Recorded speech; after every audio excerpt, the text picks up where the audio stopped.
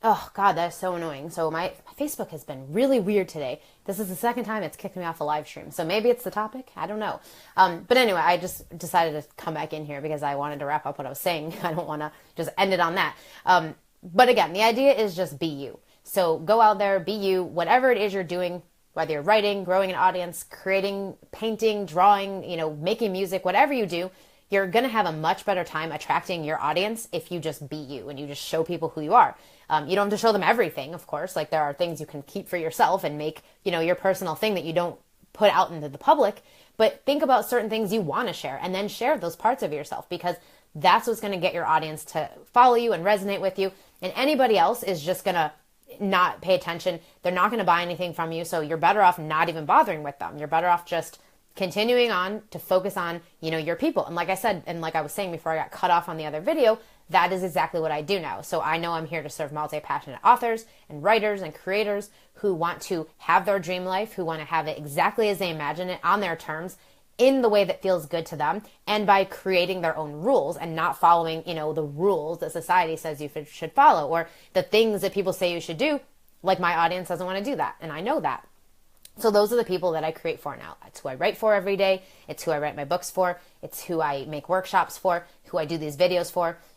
That's it. And that's it. I just keep blinders to everybody else. So if you don't resonate with that, if you're not multi-passionate, if you don't care about living your dream life, if you're fine, with a mediocre existence where everything is just comfortable, then that's fine.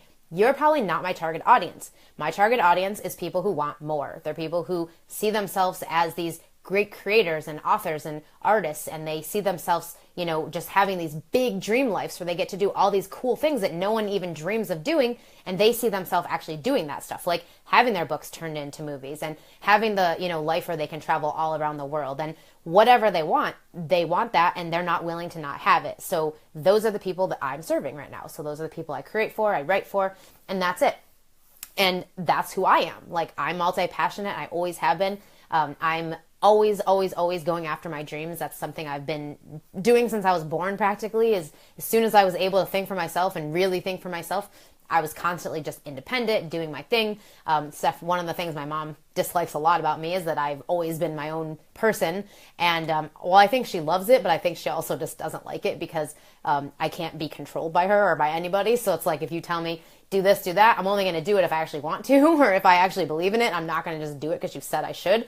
And so I know that she doesn't love that about me. But at the same time, I don't care because this is who I am. And so even for a long time, I used to think I had to please my family. Like, oh my God, if my family doesn't like me, like that's really bad, But now I realize, like, who cares? If they don't want to like me, if they don't want to be part of my world because they don't like something about me, that's not my problem. That's not my problem. It is what it is. And so now I just spend my time with the people who actually, resonate with me, who don't give me a hard time about things. And yeah, like my family is always going to be my family, obviously, and that's not something you can really change.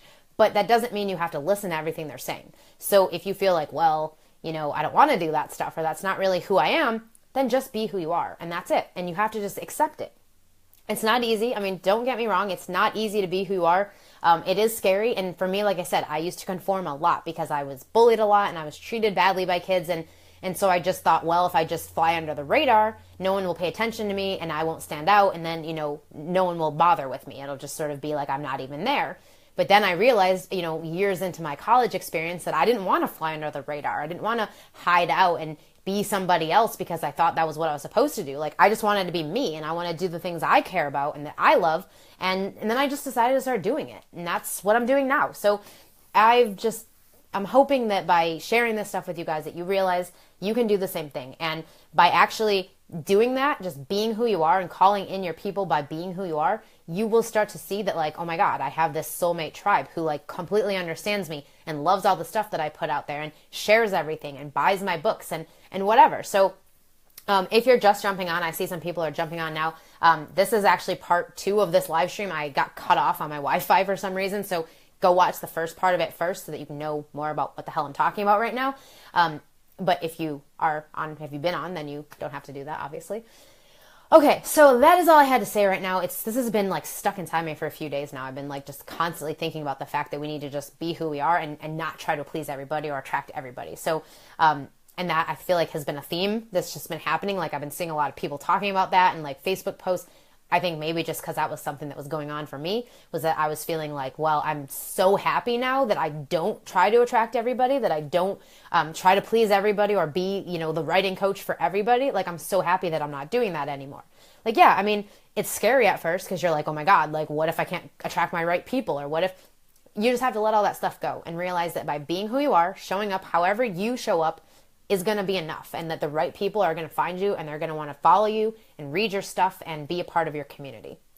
So if you do love what I talk about and love my stuff and want to be part of my community, I have a workshop happening right now, starting on Monday, May 25th. No. Wait, the date's wrong. Hang on. My month is all screwed up because I'm moving at the end of the month. So I'm literally like, my mind is a mess right now. May 15th. Holy crap. Okay. So May 15th, Monday.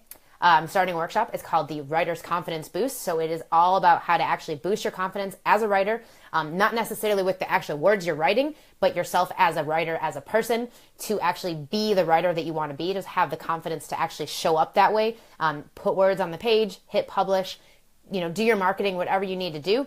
This workshop will help you to actually have that confidence, that inner strength and inner knowing that you need to be successful as a writer and as an author. So because I want this to be accessible to everybody, like literally any writer who wants to get a confidence boost and just feel better about what they're doing and how they're doing it, this is the reason that I'm doing this workshop. And it's also the reason I decided to offer it at a freaking ridiculous price.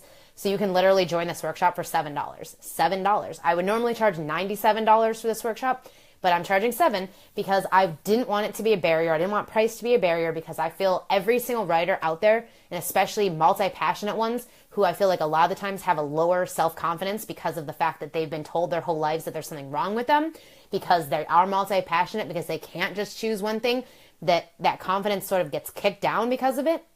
So I want you to just be able to step into this identity that you want to be and actually be the writer that you see yourself as, and confidence is going to be a huge part of that. So the Writer's Confidence Boost Workshop is going to totally help you do that. It's 15 days of audio trainings and a private Facebook group where you have access to me and the rest of the group. There's already almost 15 people in there, and I just launched it this morning, so it's going to be a really great group, and I'm excited about it. So you can go to jenniferblanchard.net/confidence boost to check it out, and I hope to see you there, and I'll catch you guys next time.